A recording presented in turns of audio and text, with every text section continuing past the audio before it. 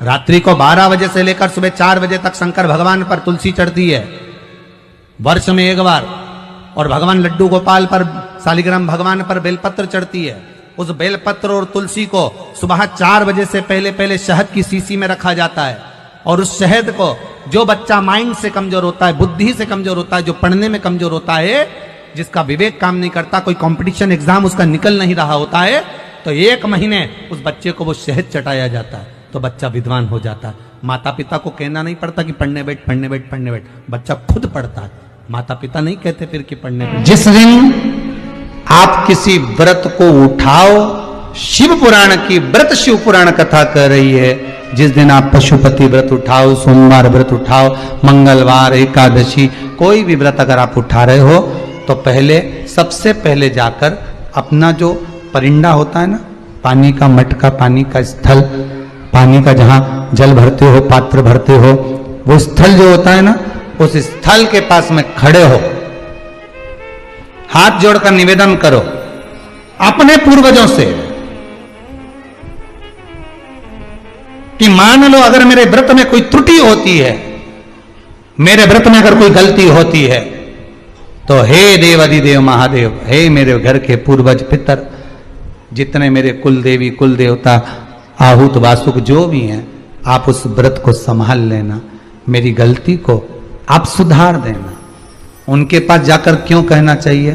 क्योंकि वो हमारे बुजुर्ग हैं, बड़े हैं, हम उनसे छोटे हैं, हम छोटे हैं। माफी मांगने में, सॉरी कहने में, क्षमा मांगने में कभी पीछे मत हटो। और जब इस चित्तवृत्ति में अहंकार आ जाए तो पीछे हट जाओ। जब इस चित्तवृत्ति में अभिमान आ जाए, गर्व के शब्द आ जाए, अहंकार के शब्द आ जाए कि मैं कर रहा हूं, मैं करा रहा हूं, मैं कर रहा हूं, मैं का जब संबोधन आ जाए, तो महाराज 1 लोटा पानी, पहले बेलपत्र, फिर जल, समझ लो वो शरीर के रोगों को हरता है। पहले जल फिर बेलपत्र, वो कार्य को सिद्ध करता है।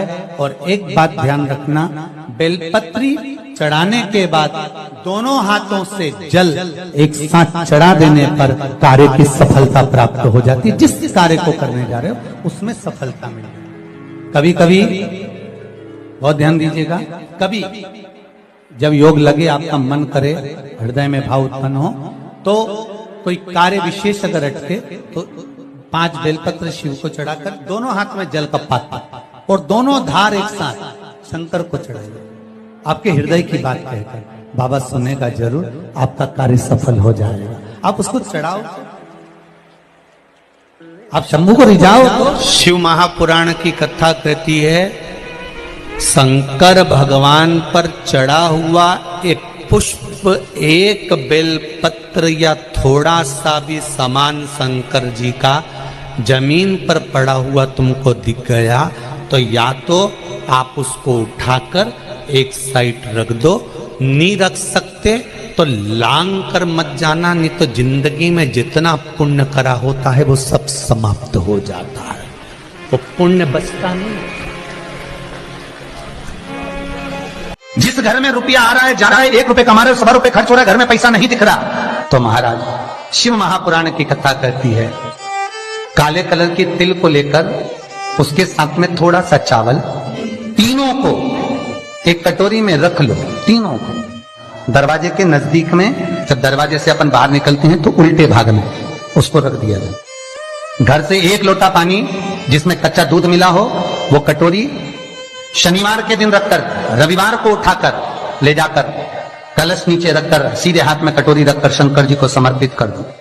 वही तिल्ली, वही चावल का भात, वही जौ, जो आप चावल का धान बोलेंगे, धान, उसको लेकर दोनों भाग पर समर्पित कर दो। आते समय वो दोनों भाग पर चढ़ी हुई तीनों चीजें उठाकर लेकर आ जाइए। दुकान में, व्यापार में, व्यवसाय वाली जगह पर उसको रख दीजिए। कभी जिंदगी में